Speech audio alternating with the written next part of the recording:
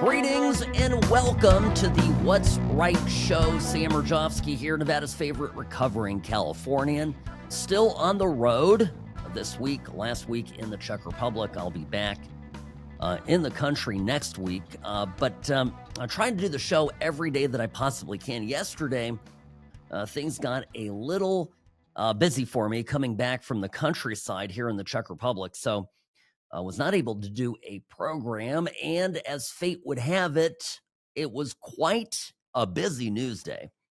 So we'll get to all of that here in short order. Sam@whatsrightshow.com is my email. You know where to find me there. And of course, on X, on Twitter, @whatsrightsam. Look, if you're not on Twitter, get on Twitter. It's now called X, whatever. Get the app, create an account. Use your browser, whatever you want to do. It either works, but you've got to be on there.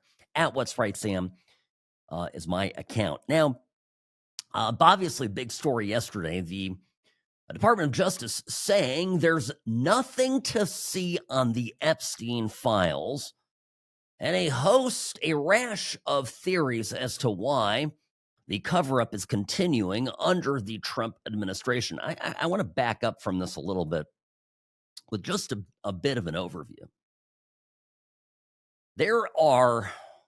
First of all, there are a number of theories about Epstein. Some, I think, more plausible than others. Remember, they also released the video, the CCTV camera footage of the front door to his jail cell, where Epstein committed suicide, or at least that is the prevailing theory. Now, folks have been looking at this tape. I'm not a expert in analysis of videotapes, but apparently there's a break in the tape. And one thing that the break in the that was the moment that Hillary Clinton walked in there, obviously. Well, can you remember? Do you remember that? They told us that the cameras were broken. Remember, it was Bill Barr that told us originally that the cameras were broken in the hallway and areas that housed the cell of Epstein there in Manhattan when he was awaiting trial. I don't know what happened to that.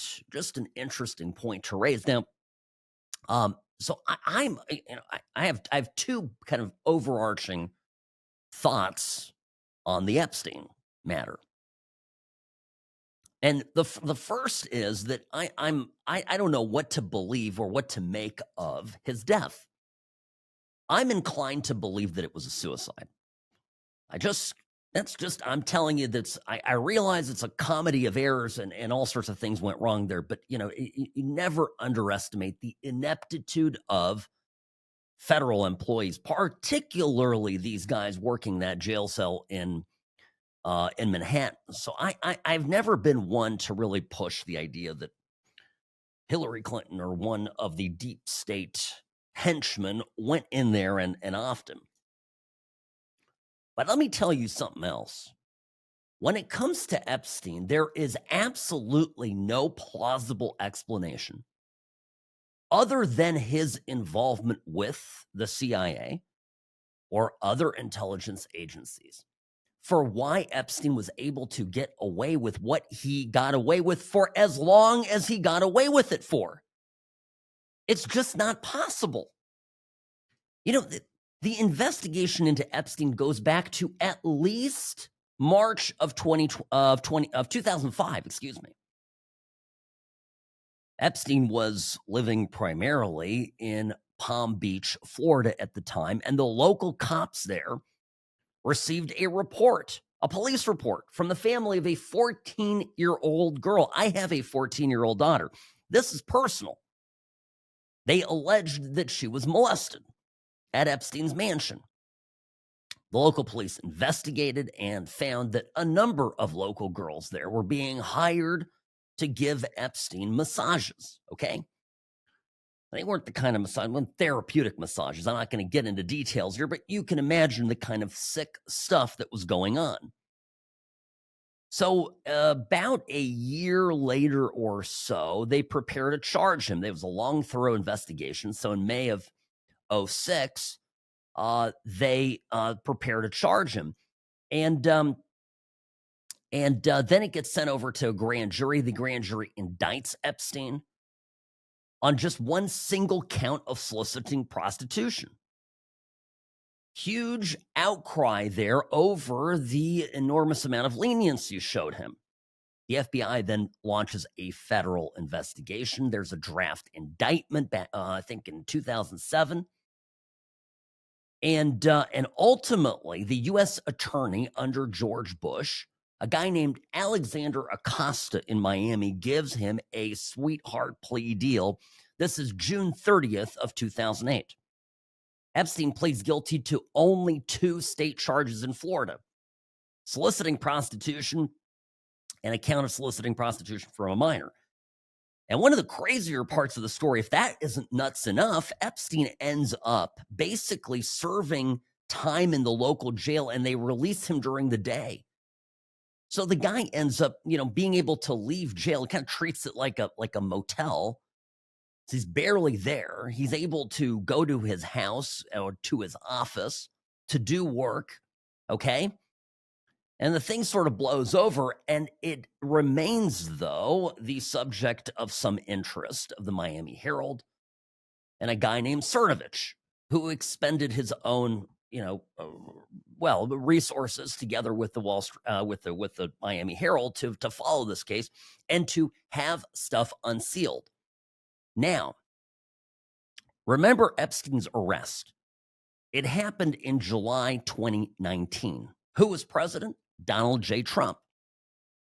That's when the big arrest happened. The simultaneous raids on his residences, his townhome in New York City was stormed by federal agents. They broke down the front door exactly within minutes of Epstein landing at the airport, so none of his associates could be alerted as to the coming arrest and searches and seizures. They go into his place. They go into the safe. There's a big safe there. They take everything away. And that is the last we've ever heard of it. Some pictures have been leaked to the media, but honestly, we know more about every detail and everything that was found at Mar-a-Lago during the Biden administration raid on Donald J. Trump than we know about what Epstein was doing. And the thing stinks to high heaven. There's no two ways about it. Now, I'll get into some of the prevailing theories here. Some of them are kind of laughable.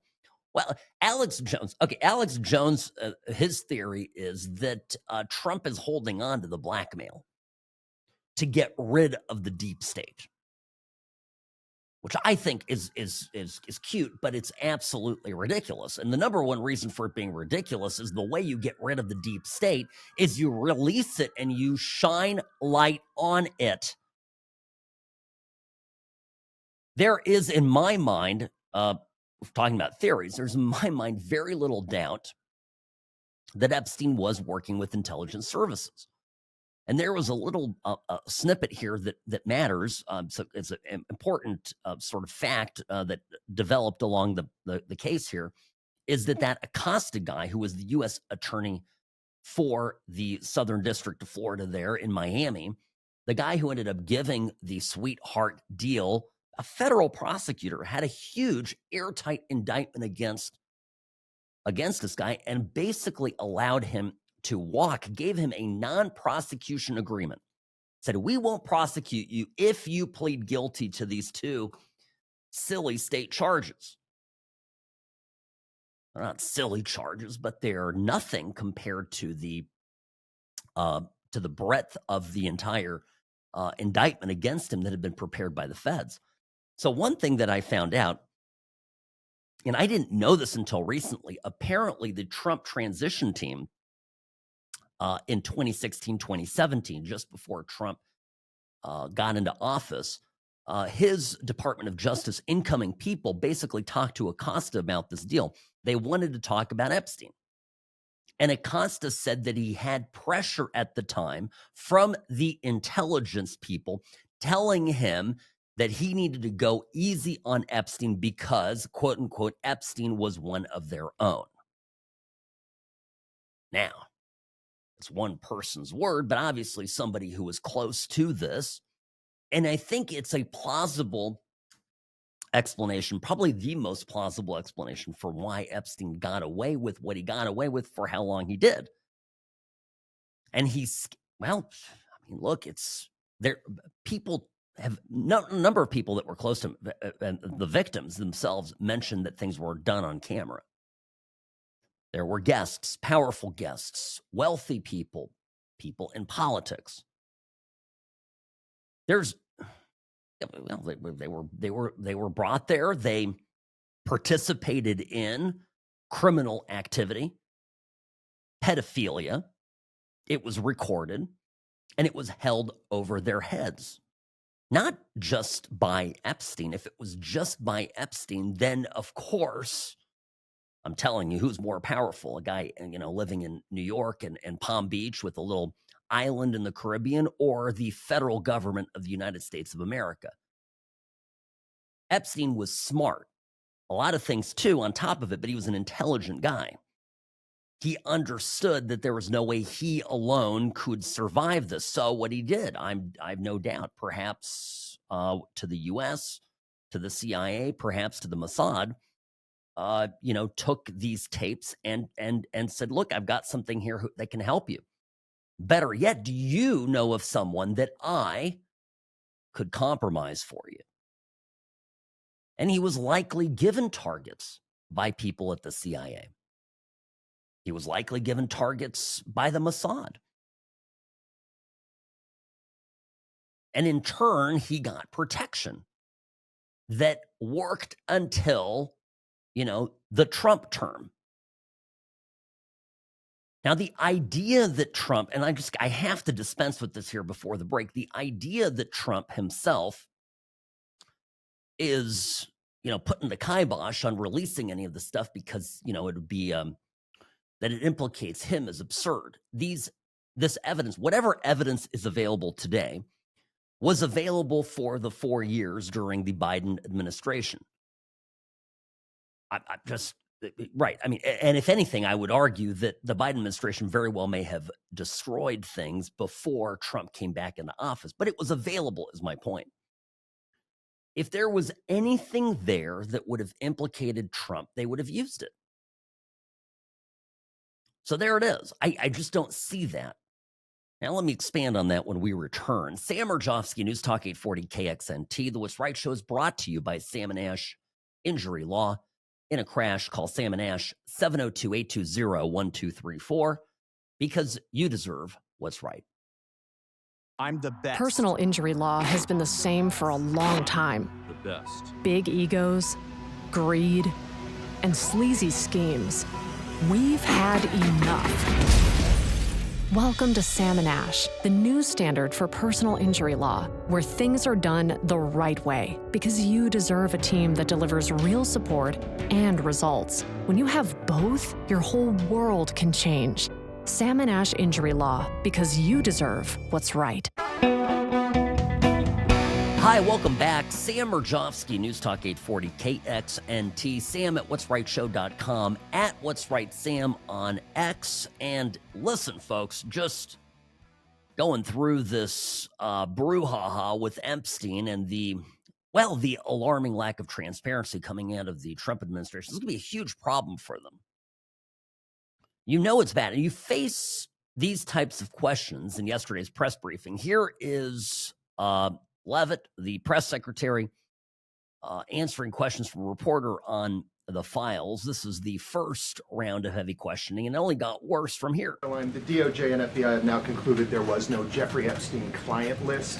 What do you tell MAGA supporters who say they want anyone involved in Jeffrey Epstein's alleged crimes to be held accountable? This administration wants anyone who has ever committed a crime to be held accountable, and I would argue this administration has done more to lock up bad guys than certainly the previous administration. And the Trump administration is committed to truth and to transparency. That's why the Attorney General and the FBI Director pledged at the President's direction to do an exhaustive review of all of the files related to Jeffrey Epstein's crimes and his death.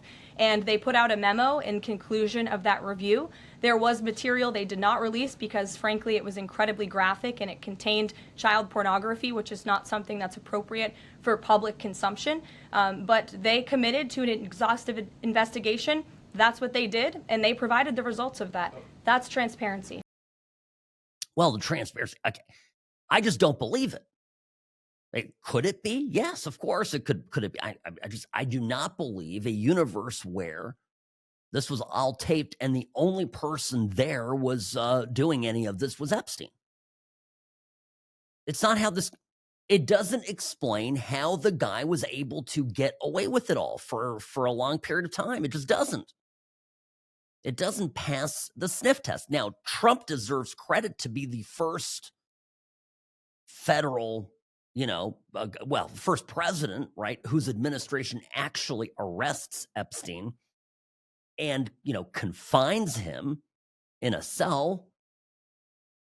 Right? I mean, Bush didn't get that done. Certainly didn't happen under Clinton, didn't happen under Obama. Obama gives Epstein a pass for years, okay? 8 years, everything was fine. So now Trump's people are here to clean this mess up. I don't think that Kash Patel, Dan Bongino, Pam Bondi are here to orchestrate a cover-up, but I think they need to be far more forthcoming as to exactly what information, what evidence was lost. There has to be a chain of custody for all this stuff. What happened to the tapes that were in the safe? What happened to all the video? Yeah, well, the hard drives. What happened to all that stuff? Epstein would not have just destroyed it himself. That was his stay out of jail free card. So here even Peter Doocy turns on Caroline Leavitt. This is, again, yesterday at the big press conference where all the fireworks went off. The FBI looks at the circumstances surrounding the death of Jeffrey Epstein. According to the report, this systematic review revealed no incriminating client list. So what happened to the Epstein client list that the Attorney General said she had on her desk? Well, I think if you go back and look at what the Attorney General said in that interview, which was on your network on Fox News. Got the quote. Go ahead. John Roberts said, DOJ may be releasing the list of Jeffrey Epstein's clients. Will that really happen? And she said, it's sitting on my desk right now to review. Yes, she was saying the entirety of all of the paperwork, all of the paper in relation to Jeffrey Epstein's crimes. That's what the Attorney General was referring to, and I'll let her speak for that. But again, when it comes to the FBI and the Department of Justice, they are more than committed to ensuring that bad people are put behind bars. They have an operation going on right now called Summer Heat, which has our murder rate trending in the lowest direction in United States history. Their emphasis on violent crime and locking up violent criminals has led to the arrest of 14,000 violent criminals. That's a 62% increase from the same time period last year. So this Attorney General and the FBI Director are committed to putting bad people behind bars where they belong. They promised an exhaustive review. That's what they did. For any further details, I would refer you to the Department of Justice. Yeah, well, look, I mean, this is not a good answer. I'm sorry, folks. I love Trump. This is a bad answer. This is not what I want to hear. Well, I'll tell you what I want to hear. I want to hear the Attorney General of the United States saying we're going to track down any and all evidence, whether it currently exists or not. We will go through every record. We have the top IT geniuses pouring through the government computer system at the DOJ to go through the chain of custody, starting from the moment of the raid on Epstein's townhome in New York, his residence in Palm Beach, his apartment in Paris, his ranch in New Mexico, and his island retreat on Little St. James Island. Those all happened almost simultaneously.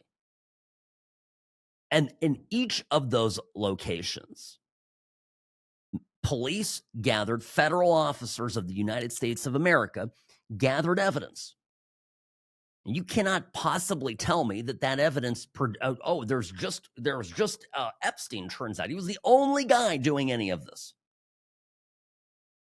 So the theories, well, there's a few other wacky ones, but I'll tell you when we come back what I think is what's at play. I mean, and again, it pains me to say this, but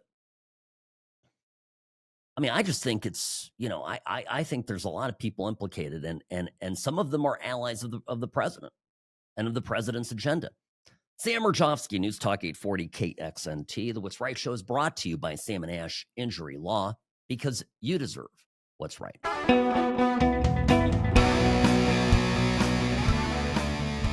Greetings, friends, and welcome back to the What's Right show, your place for common sense conservatism, Monday through Friday, 1 to 3 p.m. here on News Talk 840 KXNT. So whenever I do fail to do a show, it's always a matter of Murphy's Law that all hell breaks loose in the world. So we had the Musk America Party kickoff apparently happen basically while I was off yesterday, and then all this Epstein stuff. I'll get to all of it. Don't worry. I've got it all in my notes here to cover. So the Epstein, I just before the break was mentioning possible theories why. I mentioned one sort of wackadoodle theory that Alex Jones had a guest on, apparently, who said Trump was holding on to the Epstein files to blackmail the deep state into submission. I've got you now. I have the blackmail. I don't know. That doesn't really work. It doesn't. I don't think that's true. I think if Trump wanted to really destroy the deep state and he had the goods on him, he'd just release them. Better yet, he would. Oh gosh, look at this.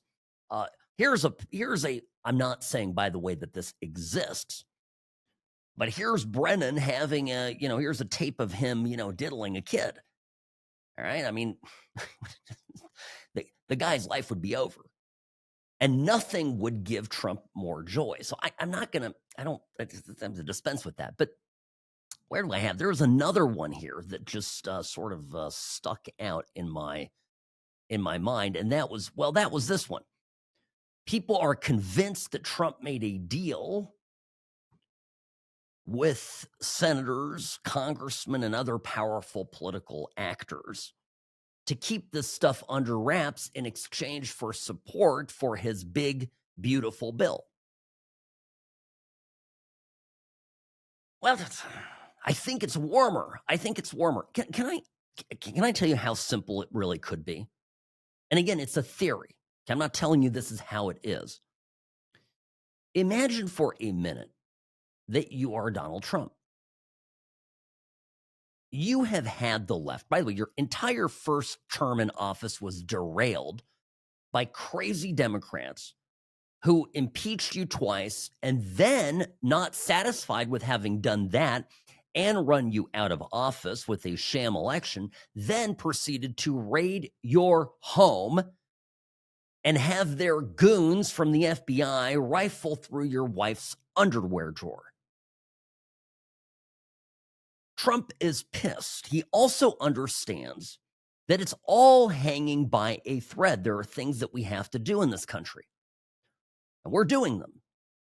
Illegal immigration, big problem, probably a bigger problem than we even realized. Trump is handling it in a way that no other administration in my lifetime has, and perhaps ever. He's being decisive about it.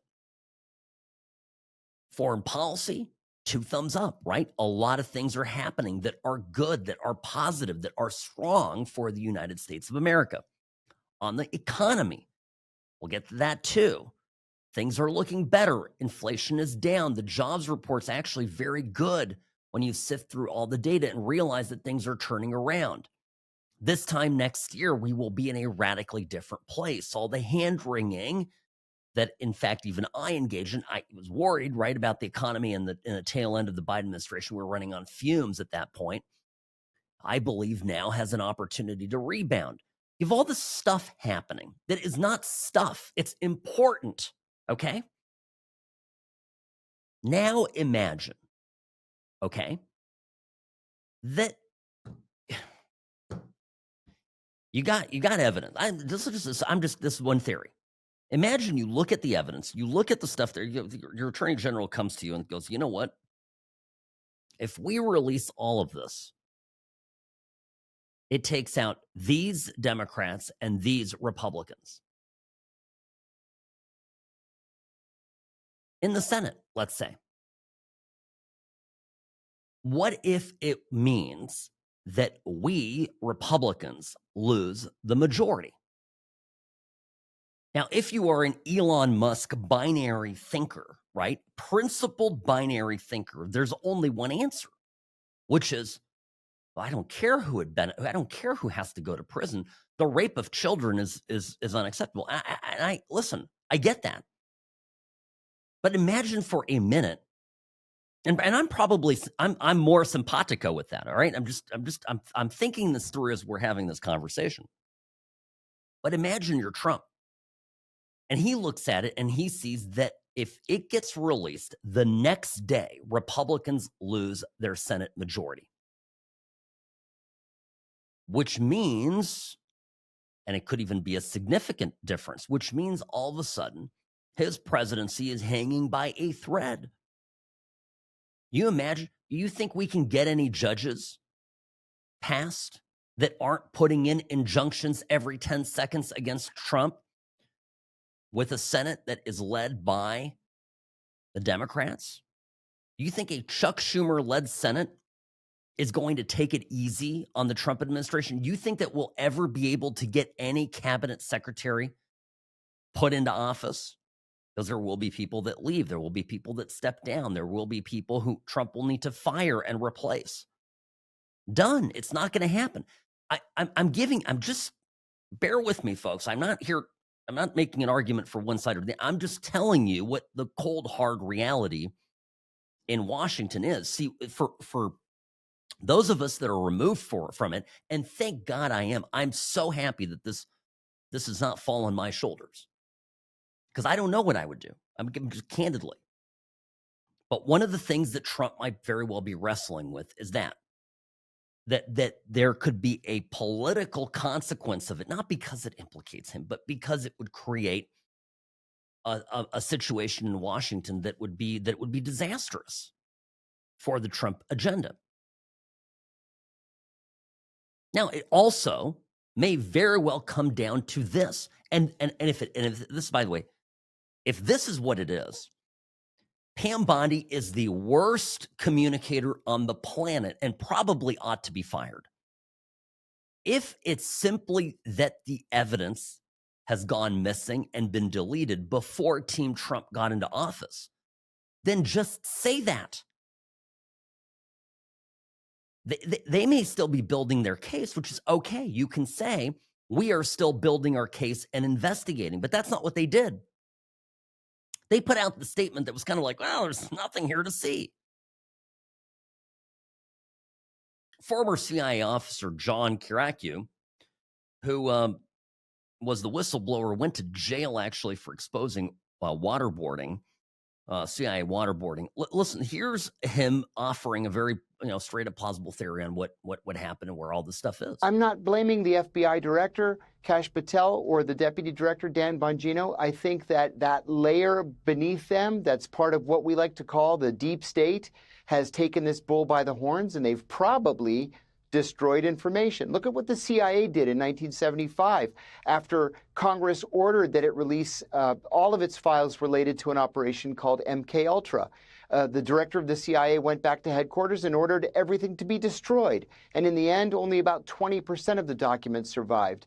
We're still learning about the FBI's operations against Martin Luther King 55 years after the fact. So now we're supposed to believe that everybody's telling the truth, that there were no files, there were no dossiers. I'm sorry, I just don't buy it because I know how these people operate. So put another way, right? You imagine what an enormous black eye it would be for the people leading the CIA, working at the CIA, for it to be publicly known that they allowed, perhaps even encouraged, the rape of children on camera for purposes of political power advantage, national security, whatever you want to call it. Do you know what the public outcry would be? All the talk of I look. I'm very skeptical of the CIA. I'm very skeptical of the deep state, and I'm the more I learn, the more I am convinced that the conspiracy theorists have been right all along, or at least mostly right all along. But I think it would be unrecoverable for the CIA, and there would be so many people whose lives would be ended by this, and probably appropriately so. Is it possible that well before Trump ever got back into office, that this stuff was deleted, that this stuff was removed, that this stuff just disappeared without a trace by people who are in the intelligence services and know how to do that? I think probably yes. I think, to me, that's the most logical answer here. So but transparency, you can't just say,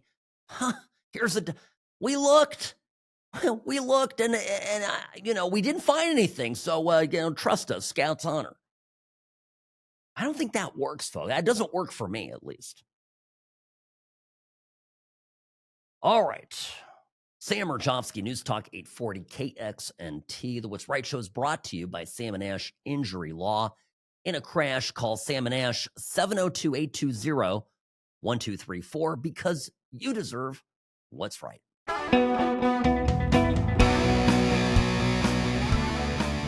Everything, folks, that we are seeing transpiring with Border Patrol and ICE is what we voted for. Sam Mirejovsky, News Talk 840 KXNT, The What's Right Show, brought to you by Sam and Ash Injury Law.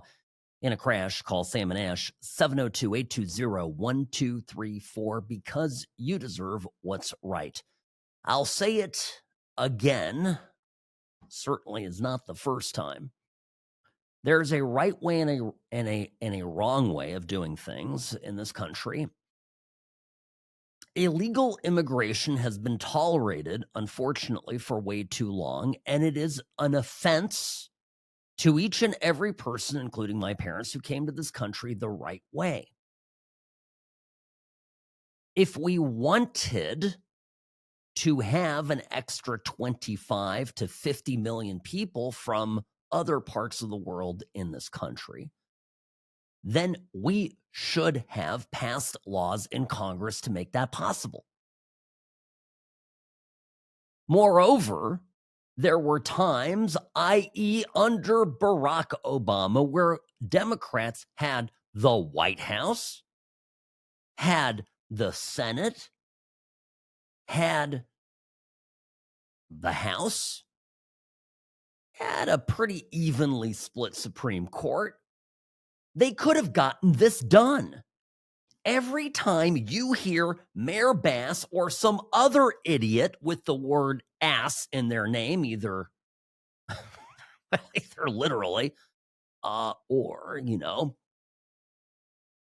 implied by their actions. Look, these are all they do is scream and shout, and now actually getting into acts of actual terrorism. Now, this story out of Alvarado, Texas, on the 4th of July, there's an ICE detention center there about 25 miles south of Fort Worth. A couple of guys went out there apparently with some firecrackers and spray paint, began vandalizing property in an effort to draw out ICE officers. 2 unarmed officers made their way out of the building to talk to the vandals, and presto, someone from the wooded area opened fire, struck one of the officers in the neck. When officers investigated, they found that there was a jammed AR-style rifle, and the attackers fled from the scene. There are about 20 to 30 rounds fired by either one or more people. They found 12 sets of body armor, flyers, spray paint, resist fascism, fight oligarchy on printed materials found at the scene. 10 people were arrested and charged with 3 counts of attempted murder of a federal officer. They're all, I think, appears to be from Texas. This is not going to go over well. Juries in Texas are not known for their leniency. But what is this all about? The Democrats, again, I stand by this, never sought for a political solution to this illegal immigration problem. They wanted to get their way with immigration simply by overwhelming the country and then getting us to a place where no one could unwind it. It was the most undemocratic, basically maneuver that the Democrats ever thought of, right? Because they didn't. Well, I'll tell you why it didn't happen under Obama. They never wanted to have their fingerprints on this. They knew that it was an unpopular thing to either provide mass amnesty or to really increase the number of immigrants coming into the country. Because, of course, at the same time that the Democrats wanted more voters and more people in their blue districts to boost up the census numbers, they also were what? Taking enormous sums of money and political contributions and political support from labor unions.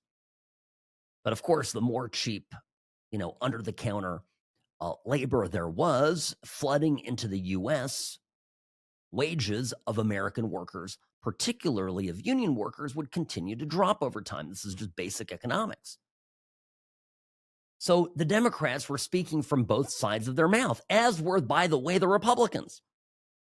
But the Republicans actually, the Republicans were taking money from all of us, right? Every election, I talk about this, like we're abused, basically gaslighted by our party, by our elected officials every 2 years, every 4 years, every 6 years. They come to us saying, hey, we're going to solve illegal immigration. And then they get into office and immediately capitulate to the Koch brothers and every other powerful interest group in big business that thrives off of an endless supply of cheap manual labor. So that's just the fact of it. But now things are happening. And what's frightening is the violence. Because the Democrats realize that this is something they never imagined that Trump would come in and actually find a way to get this done. But Trump has come in like a wrecking ball, and he's unleashed Tom Homan and ICE and Border Patrol and DHS, and they are going after people with little mercy. And it's working.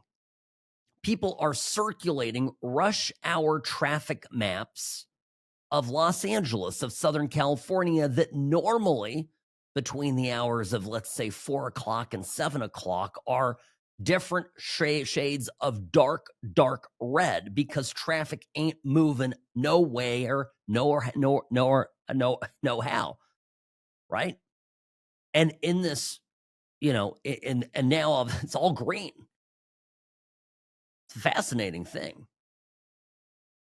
Imagine the difference it makes removing just 5%, 8% of the cars off the road. Did everybody get deported? No, but their people are actually afraid, as they should be. Lawbreakers finally are fearing accountability. And the state of California is completely powerless. They pretend, we're going to protect you. We're a sanctuary state. We're going to resist the feds. They can't resist the feds. Supremacy clause.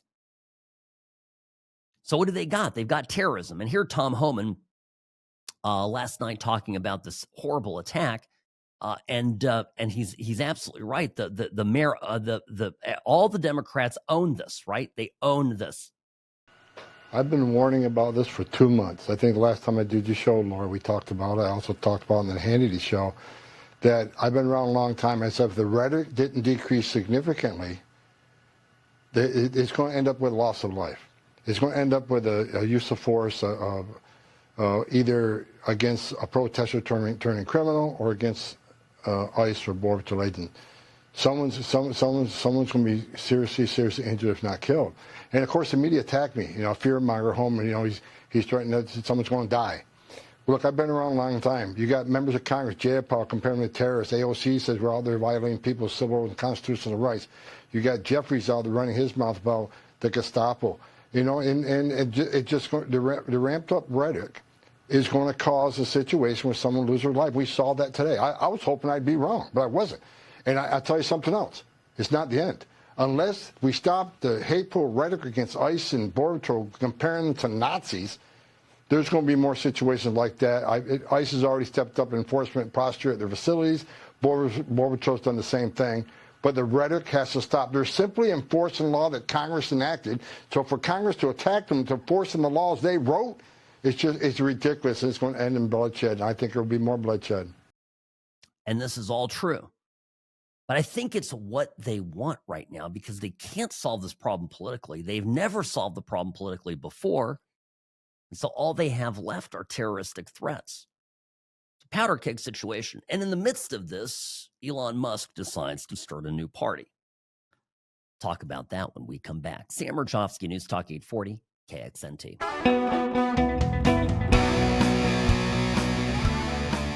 Rarely wrong, always right. Sam Mirejovsky, News Talk 840, KXNT. Welcome back, folks. Great to be here with you on the What's Right show here on News Talk 840, KXNT. My email, sam@whatsrightshow.com, sam@whatsrightshow.com. Email me comments, concerns, complaints. They all go there. Of course, you can also find me on X, formerly known as Twitter, @whatsrightsam. All right. Elon Musk, the next Ross Perot. And no, he's not running as a candidate. He has claimed to be starting the America Party. I think that's what he's calling it. Well, by the way, I don't think he's actually filed the paperwork yet. And there was an application floating around, and it was declared by Musk to be false, to be a fake filing. And he was going to complain to the FTC about it. So regardless, whatever, or FEC, excuse me. So anyway, it's I'm not clear the exact status of it. Musk says that his plan is to laser focus on a handful of Senate seats and a handful of House districts.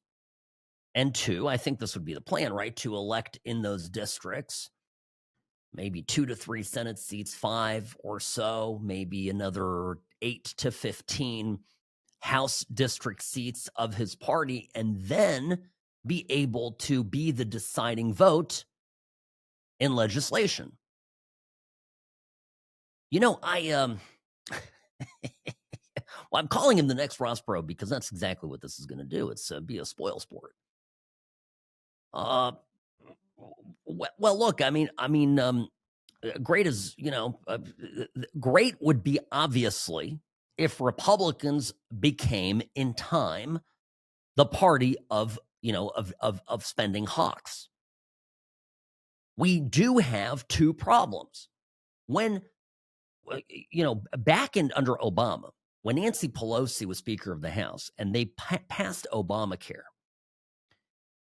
and this was for the Democrats something very radical that they had always wanted, but certainly many Democrats were not happy with the bill. Nancy Pelosi had a majority that was something like 40 seats strong. Nancy Pelosi could afford to lose, 39 or so Democrats and still get a bill passed. The problem right now for Republicans is that we keep electing mealy-mouthed little rhinos that are, and barely, and it's causing Congress to be very unpopular. Congress is not supporting the president. The president is popular. The president's agenda won, the popular vote and a resounding victory in the Electoral College. So I look at this and I think, what's Musk up to? Now, Musk is a binary thinker. It's black and white for him. And I get it. He invested, months of his life away from his businesses, away from his passions to follow a different passion, which is to save the country from an all-consuming debt spiral. And, one could argue that we're there. Now, the most important thing that comes from this bill, when we look at the big, beautiful bill, which of course passed last week, over the weekend, got done, and then now, of course, Elon Musk is fuming that this occurred. One of the most important things that has come from this bill is that we have an enormous amount of spending for ICE, for Border Patrol. Something like $45 billion up front and another $100 billion through 2029. That's huge. 10,000 new ICE officers getting hired, Border Patrol, etc. My thoughts on this are pretty simple. As existential as the debt crisis is, much more important is solving our nation's borders and our immigration problem. Otherwise, we won't have a country. Musk is going after the right. Musk believes right now that it's the Republicans that are the problem. And I get that, because it's the Republicans that, in his thinking, stabbed him in the back. But the Republicans' problem is that there's too many Democrats, number one. Republicans' problem is that a large majority of them aren't really not supportive of the president's agenda, so there's a ton of infighting. The problem is, when it comes to this bill, and it comes to the deficit, I'm telling you, if 4 more years of Kamala Harris would have continued, we wouldn't just have had a uniparty system of government, meaning where Democrats and Republicans all do the same thing regardless of who gets elected. No, we would literally have a Democratic Party as a supermajority in full control over everything in our government.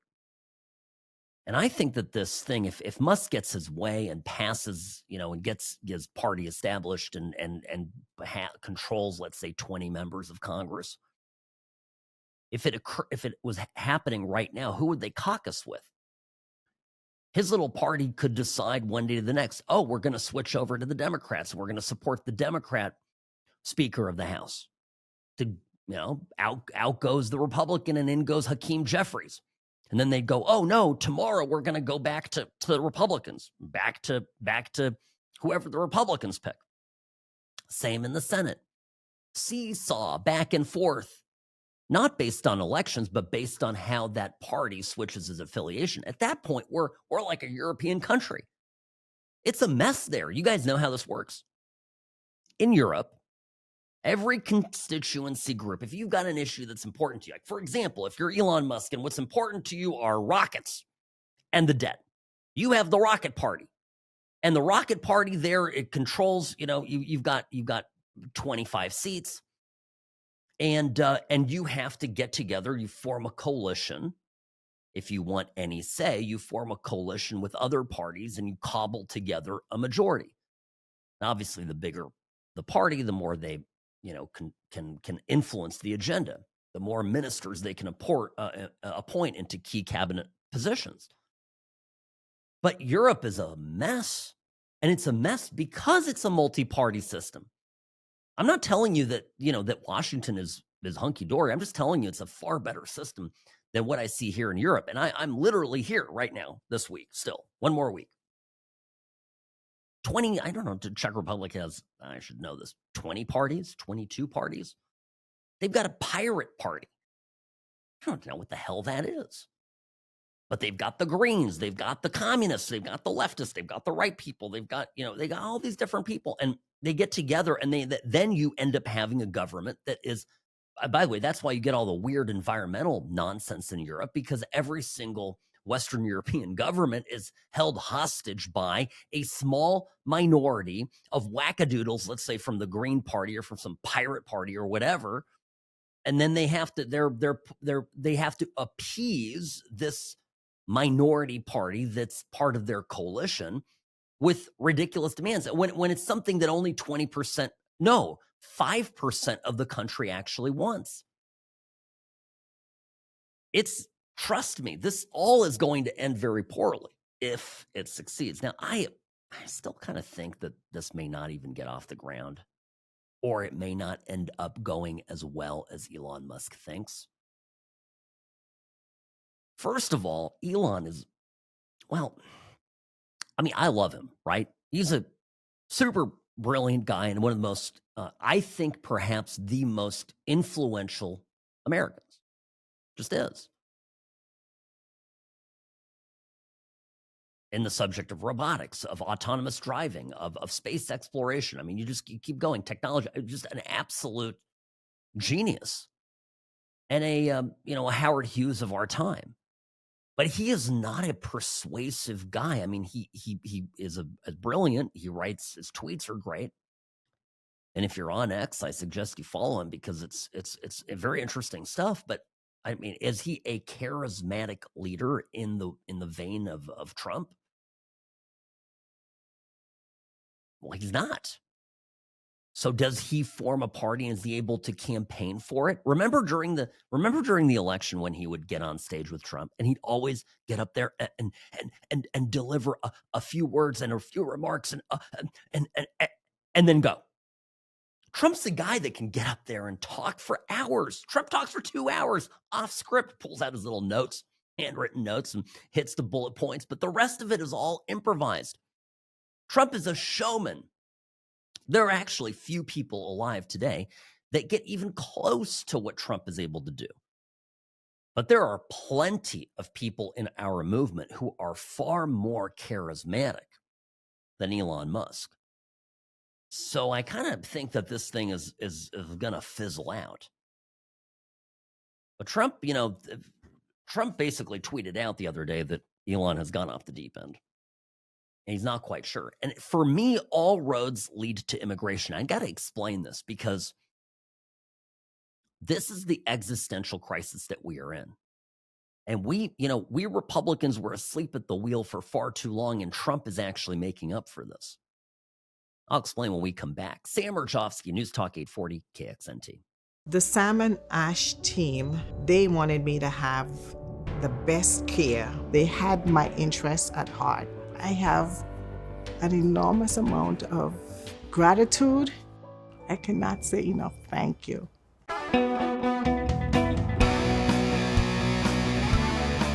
Hi, welcome back. Sam Mirejovsky here on the What's Right show. So immigration, obviously a big part of the big, beautiful bill.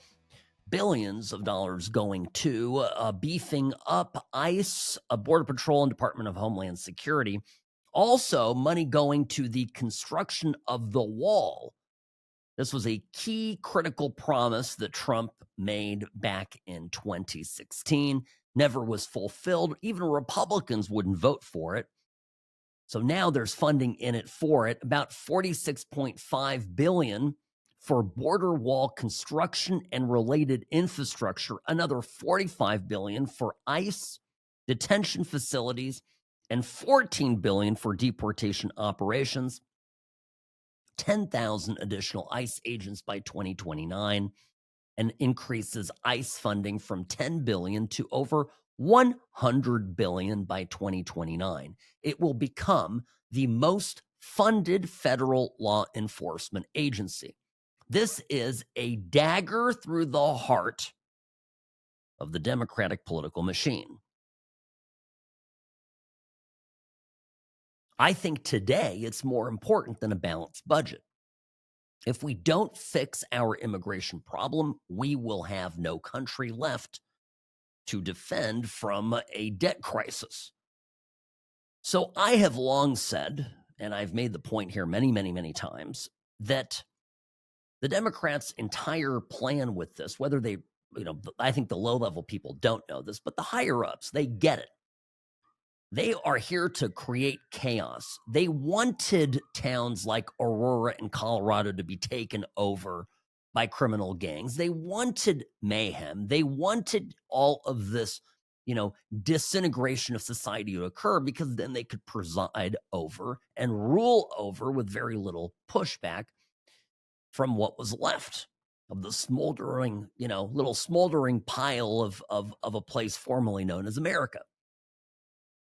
And I've said this over and over again. I was delighted when Stephen Miller went on TV and essentially just laid it down exactly right. This was yesterday on Jesse Waters' program, Fox News. And he laid it out absolutely perfectly, in my opinion. Again, last night, this was the point made by Stephen Miller, advisor to the president and the chief of staff overseeing the immigration question. This is the central struggle in the West. The Democrat Party's objective is to flood the West with millions upon millions of illegals from the developing world, from the poor nations of the world, the failed states of the world, the collapsing states of the world, believing that in so doing, they will collapse the West. They will collapse the middle class. They will collapse the population that has lived here before the migrants came. And in so doing, they think in the rubble of that, they can rule. They can sit on top of the pile of ashes. Ask yourself this: why is it that Democrats are so insistent that unlimited numbers of illegals from countries that are incapable of managing their own affairs come here? Countries like Somalia, countries like Haiti, countries that have no history of successful self-government, and they want unlimited numbers of illegals from those countries and refugees from those countries to come here with no chance at the pace, the scale, the scope of arrivals at being able to assimilate and integrate into the American way of life. What has it done to our schools? What has it done to our hospitals? What has it done to just traffic in our cities? Every issue that affects our quality of life, Jesse, public safety, drugs, crime, education, healthcare, waiting in the emergency room, are all exacerbated, worsened, and undermined by mass illegal immigration. This is all exactly right. So we, for the first time, have someone inside the administration who has the full support of the boss, read the President of the United States, with this type of spot-on view of the immigration problem. We want immigrants. We want a lot of immigrants. We want good people who want to come here to do good work. We, at the same time, have to have immigration that balances the needs of the people that are already here. If we have a nursing shortage, for example, in the country, yes, our government should move very quickly to attract nurses into the country if we can't produce enough of them domestically, for example. We should attract good quality immigrants. We should attract entrepreneurs. We should attract scientists and intelligent people. I've long, advocated for this. But what we don't want is we first want to know every person who comes into the country. We want to have them vetted. And we want the person, whoever comes here, to have the greatest likelihood of integration and success. But the Democrats don't want this, because the Democrats want the takers. The Democrats want the troublemakers. The Democrats, look at the investment the Democratic Party poured into Mr. Kilmar Abrego Garcia. The thing was laughable. What is this? He's here illegally, okay? He has got a rap sheet. He has, uncomfortable police contacts, let's say that. Turns out there's a reasonable suspicion of him being a drug trafficker and a human trafficker even. So why are we expending all this energy fighting for this? There was a conflagration the other day at MacArthur Park in California, in Los Angeles. Now, this park, if you don't realize it, is known for being a hotbed of all sorts of illegal criminal activity. I was watching, funny enough, a TV show from the 70s. I think it was a Columbo episode. Peter Falk, okay? So I'm watching this old Columbo, and there's a scene in it filmed at MacArthur Park. That was probably the year 1972 or something like that.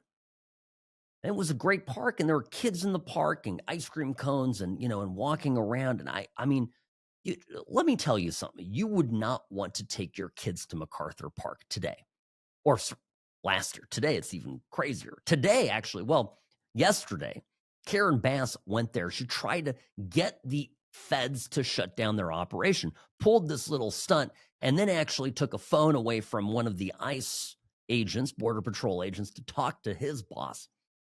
So here's Karen Bass demanding, again, mayor of LA, demanding to speak to the manager. I am going to say, Mayor Bass, I need to get my phone and we're departing. Okay. All right. Aaron Bass. Mayor Bass. Any comment, Mayor Bass? Thank you. Mayor Bass, any comment? Yes, my comment is they need to leave, and they need to leave right now. They need to leave because this is unacceptable. Who did you speak with? Just wait and see. Mayor Bass, They will be leaving soon. Mayor Bass, who did you speak with on the phone just now? Who did you speak with on the phone? The head of customs. Wow. The head of I talked to the head of customs.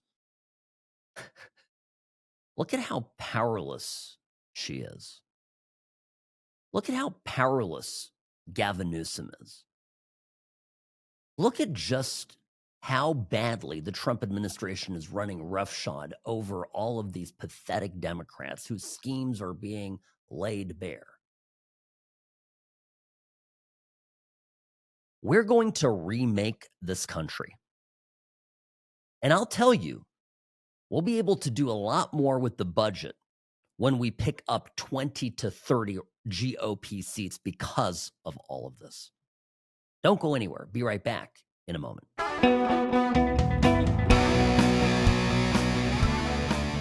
Governor DeSantis of Florida reacted to Elon Musk's claims to be starting a new third party in America, I think pretty wisely here.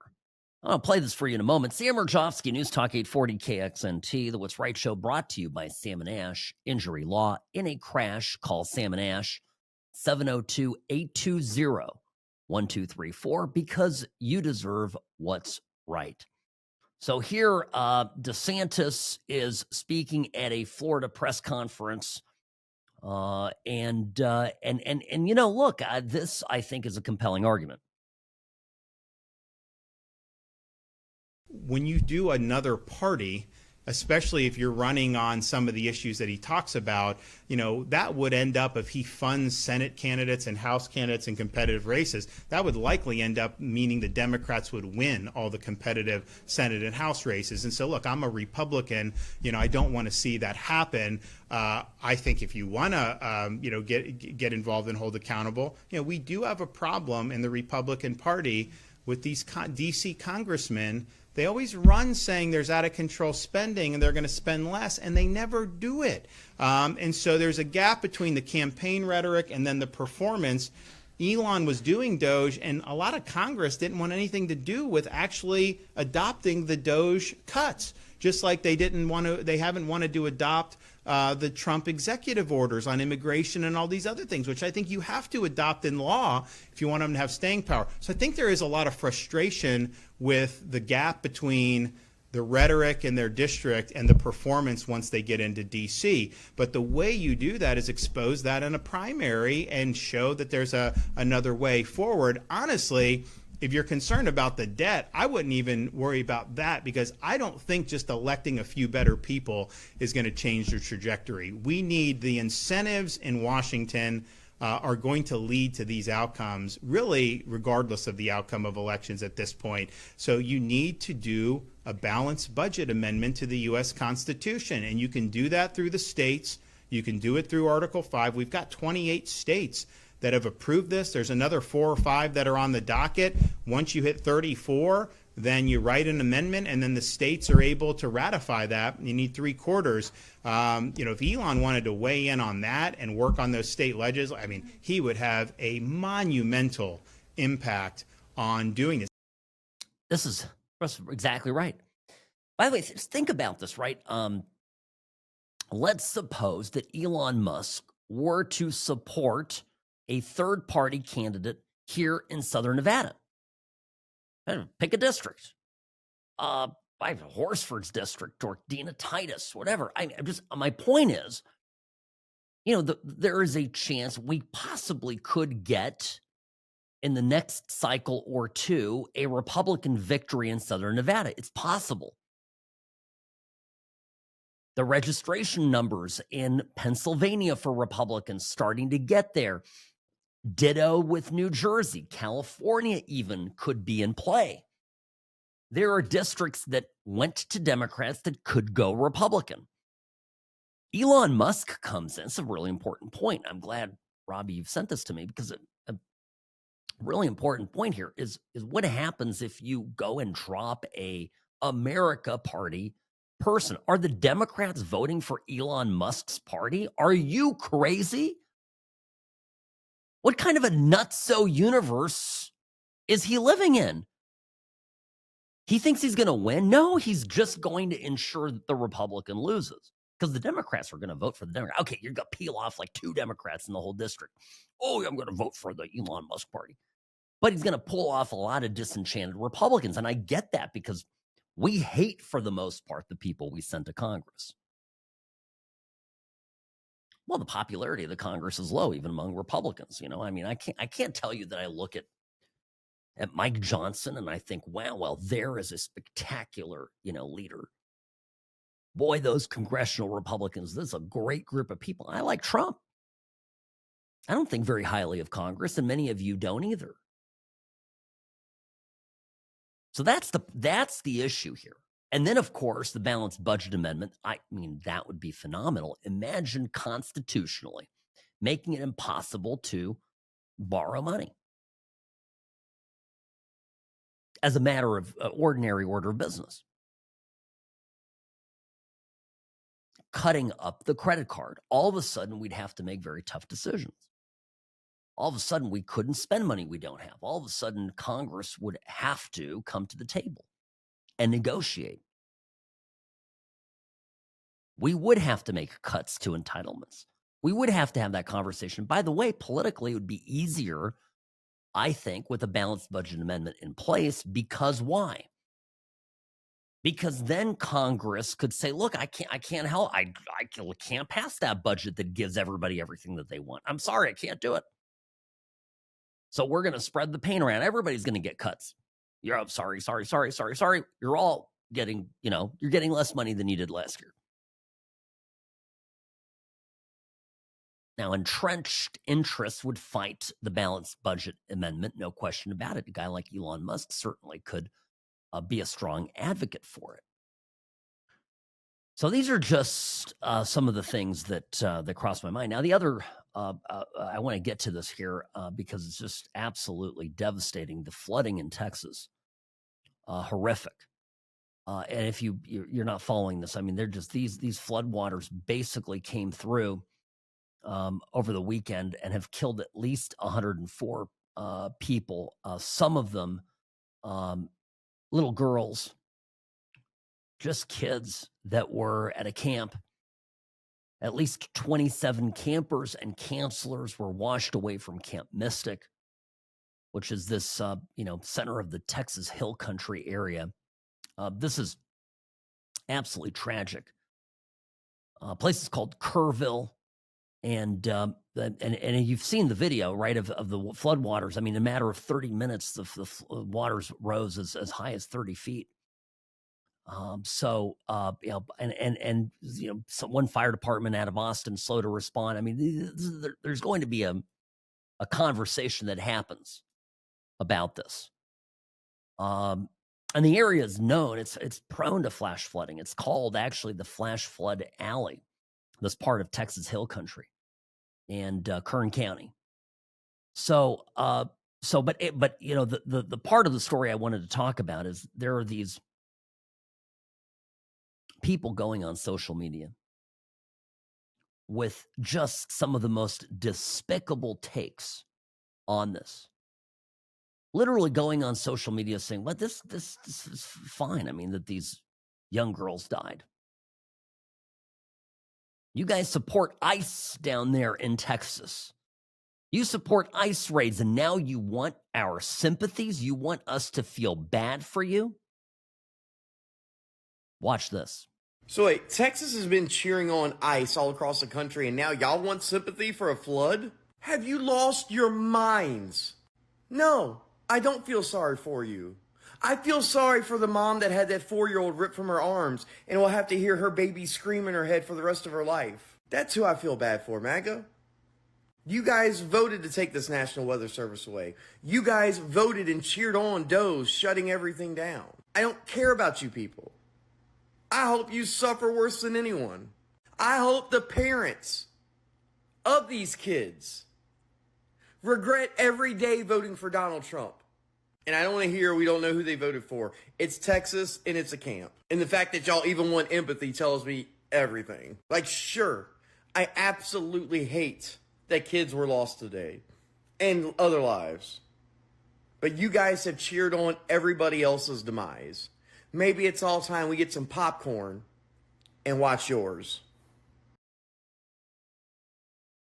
TikToker Eric Bondurant apparently has quite a following. These people live in our midst. Can you imagine? I certainly was no fan of the last administration. Not a big fan of Obama. You imagine cheering on dead kids in a blue state that voted for Obama, that voted for Biden? Well, I don't. He says, I feel bad that they're, but you know what? They deserved it. He certainly was not alone. Here is another TikToker sounding off about this. I'm going to say it because y'all scary as and I don't give a damn.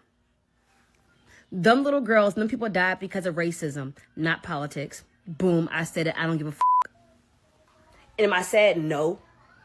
Nope. Because more YT people will have to DIE in order for the what? CARE. I said what the I said. I don't give a and minds are here with me. We voted the correct way. You reap what the you sow. Just the night before the flash flood happened, y'all were okay with being stripped away from their motherfucking families and never seeing them again. People being deported. Y'all were okay with that. Be okay with not finding Sarah Lou. Be okay with not finding Billy. Be okay with never seeing them again. Keep that same energy because I'm here for it. I am so here for it. We live among monsters. I don't know how else to put this. Elon Musk is running around, ready to start a new party, worried about the budget. Our country is on the verge of being completely lost.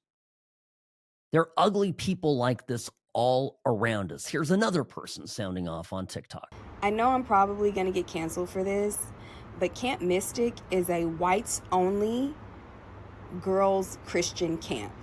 It's not to say that we don't want the girls to be found, whatever girls that are missing or whatever right now, but you best believe, especially in today's political climate, if this were a group of Hispanic girls, especially with them being in East Texas, this would not be getting this type of coverage that they're getting. No one would give a and all these white people, the parents of these little girls, would be saying things like they need to be deported, they shouldn't have been here in the first place, and yada yada yada. And they want you to have sympathy for these people. They want you to get out of your bed and to come out of your home and to go find these people and to donate your money to go find these people. Meanwhile, they are deporting your family members.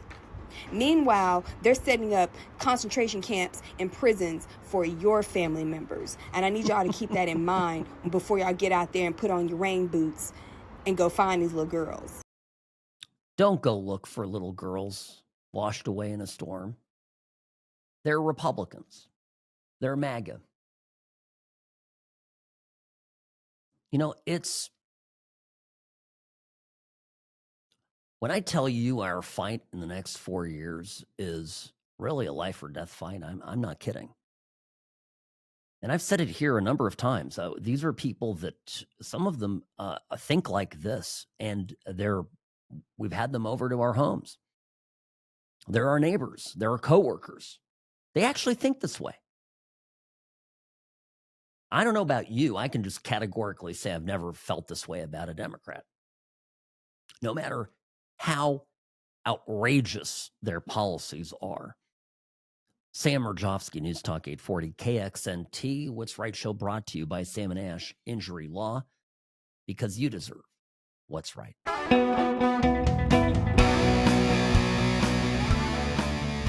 Hi, welcome back. Sam Mirejovsky, News Talk 840, KXNT. By the way, that last woman whose clip I played about Camp Mystic, basically happy that the little girls were washed away.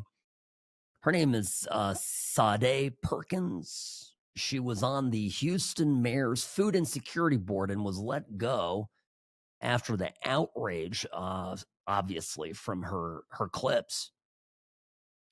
Now, her boyfriend, who is a reverend, Colin Bosson, a senior minister at the First Unitarian Universalist Church of Houston, had apologized to his congregation for his girlfriend's remarks while acknowledging he never endorsed them in the first place. Quote, my partner, Sade Perkins, has made comments on social media regarding the horrific flooding that devastated Camp Mystic. I want to be clear that I disavow her comments entirely. You know, well, there was a doctor, too, that said the same thing. I mean, there are real professionals out there. That's my point. Not just nameless trolls, but real people that have this much hate. Now, let me tell you why this matters. First of all, we have to be very careful. And I have to think this way because I'm a generally open person and a warm person. Those of you who know me, I'm friendly. I'm a social person. I like people. And I have never conditioned friendship, employment, obviously any kind of affiliation with the person based on their, political orientation. I just haven't done it. But I have to tell you, I'm actually frightened for the first time in my life because the Democrats have enraged these people to the point of absolute lunacy, and lunatics do dangerous things. There is no country in the world where it is okay to come there illegally. You visit Japan, Sri Lanka, I don't know, Chad in Africa. You overstay your visa, they catch you, they deport you. This is idiotic. The whole conversation about immigration. Trump isn't Hitler. Republicans aren't Hitler. Americans who want border enforcement aren't Hitler. And if somebody came here illegally, the risk was theirs. Best case scenario, even if they didn't have ill intentions, they knowingly broke the law. How do they know that they broke the law? Because they got here across a border without putting a stamp in their gosh dang passports. They know. They're on notice. And you can go back to your country of origin with your family. You're not being separated. You can take your kids with you and get your paperwork done and come back legally down the road. This is not, it's not rocket science, right?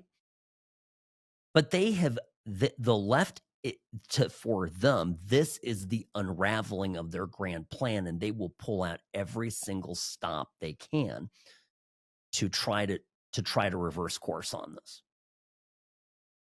And we shouldn't get weak-kneed about it. There are some reports that Trump considered some mass amnesty. I mean, I'm not going to give this much attention until I hear real confirmation of it.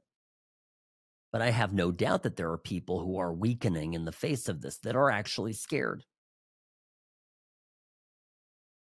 I think when we as conservatives, as Republicans, realize just how much the left actually hates us, to the point where they want to see us dead, they want to see our kids dead. No exaggeration. I think that's a significant wake-up call.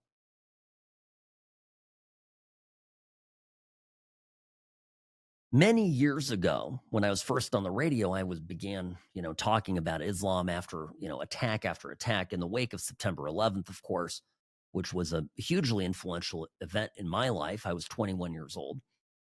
And a year later, of course, a guy that my family knew basically led a terrorist attack in Los Angeles at the airport.